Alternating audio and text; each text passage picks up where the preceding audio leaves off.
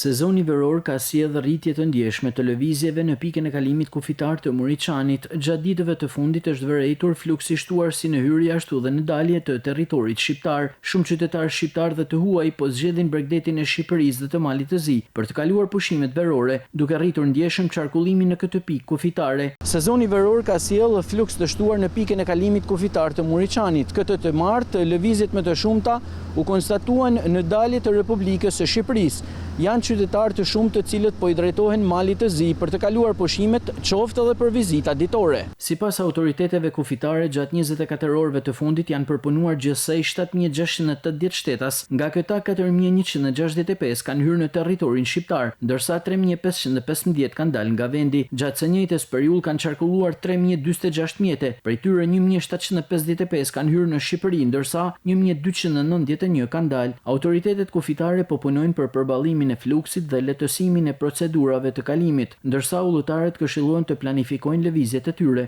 për të shmangur pritjet e gjata gjatë orareve më të ngarkuara.